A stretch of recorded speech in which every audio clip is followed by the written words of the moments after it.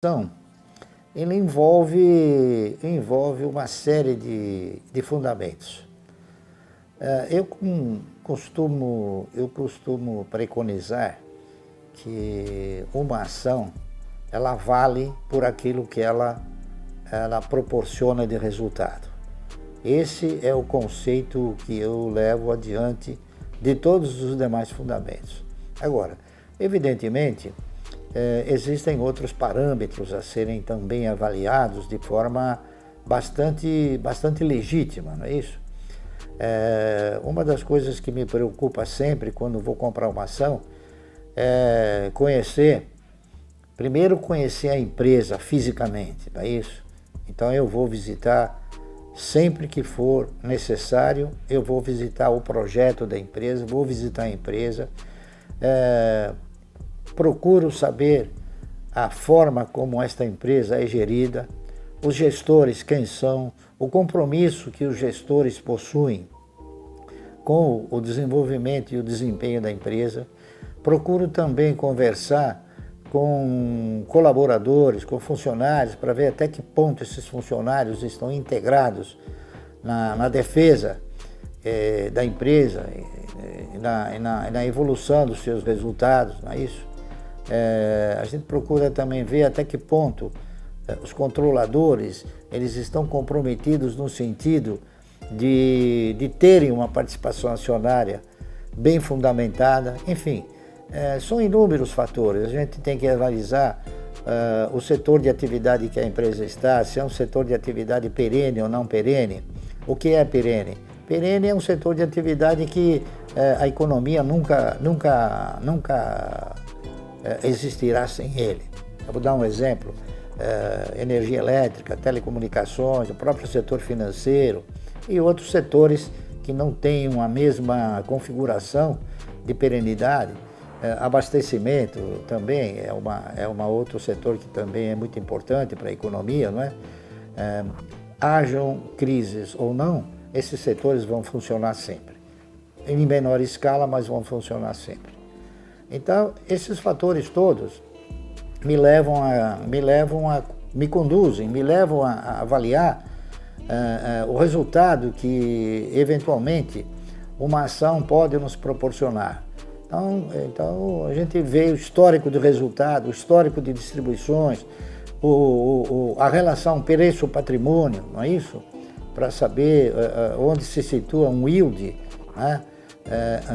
Outra questão que me interessa bastante é a regularidade com a qual a empresa distribui seus proventos. É isso aí. Então, essa relação é uma relação que tem que se perpetuar quando a gente vai analisar uma empresa. O emolumento é uma forma de remuneração daquele que presta o serviço, ou seja, o sistema de cobrança de emolumentos aqui no Brasil é uma coisa que está um tanto quanto distorcida. No início do nosso segmento acionário, quando em 1967 criou-se o Sistema Financeiro Nacional e nesse Sistema Financeiro Nacional introduziram as sociedades corretoras, introduziu-se também a Bolsa de Valores, é isso? E as bolsas de valores, naquela ocasião, elas cobravam uma corretagem pelo serviço que prestavam. Então, a sociedade corretora, que era um membro ligado à Bolsa de Valores, ela operava e cobrava uma corretagem de você. E o que acontecia? A Bolsa cobrava um emolumento dela. Emolumento no caso então, é uma remuneração pela utilização de uma estrutura qualquer. Qual a estrutura que a corretora pagava para a Bolsa? A estrutura de comercialização dos recintos de negociação da Bolsa. Então, emolumentos é isso daí. Por exemplo, as sociedades corretoras que têm suas ações cotadas em Bolsa, também elas têm a obrigação de pagar um emolumento. Por quê? Porque elas utilizam aquela estrutura de negociação para disporem das suas ações para comercialização. E custódia é o seguinte: custódia é o preço, é o valor que se paga pelo fato de você deixar depositada ações em uma estrutura custodiante. Estrutura custodiante é aquela que retém os papéis, administra essa custódia, ou seja, a hora que a empresa declara um dividendo, ela recebe esse dividendo e transmite para você, então ela tem o quê? Ela tem uma guarda, a custódia nada mais é do que uma guarda de valor, tá certo? Em ações.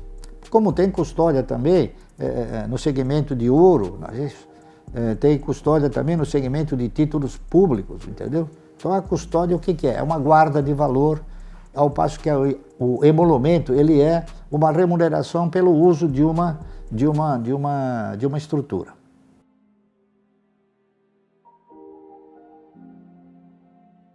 Eu acho que a expressão de 5%, se for uma carteira inicial, está muito boa.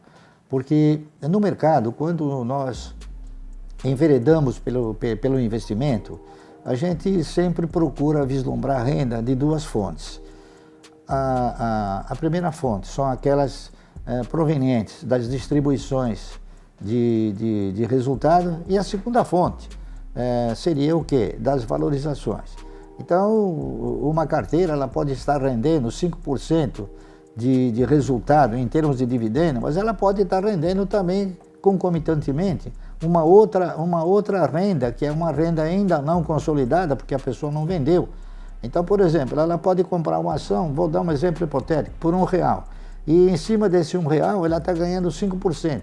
Mas acontece que o papel pode estar já R$1,50, então se você pegar que ela subiu 50 centavos, seriam 50%, então não seriam apenas 5%. Você tem aí 50% embutidos que futuramente você pode capitalizar e arregimentar dentro do seu ganho. Então, as ações elas têm um poder de multiplicação muito forte se você reinvestir esses dividendos. Por quê? Porque dividendos você ganha em função de quantidade possuída, não em função de valor aplicado.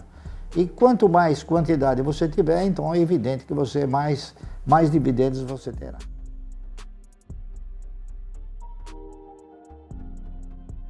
Toda empresa de capital aberto, principalmente, elas estão representadas na sua negociação por dois tipos de ações.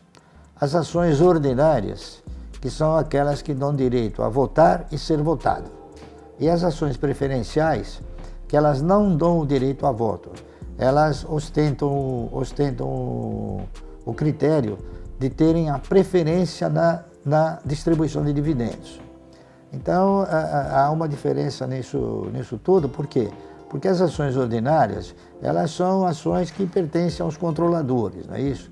E as ações preferenciais são aquelas que pertencem às pessoas que investem na empresa que elas optaram investir. Então, elas não têm direito a voto, elas têm direito a participar dos resultados em condições até melhores, porque as ações preferenciais têm direito à percepção de um dividendo 10% superior às ações ordinárias, tá correto? Então, esse termo preferencial é porque ela ostenta essas condições de preferência, ou seja, ela tem a preferência na percepção do dividendo e tem uma gordura a mais de 10% sobre a distribuição de dividendos sobre as ações ordinárias.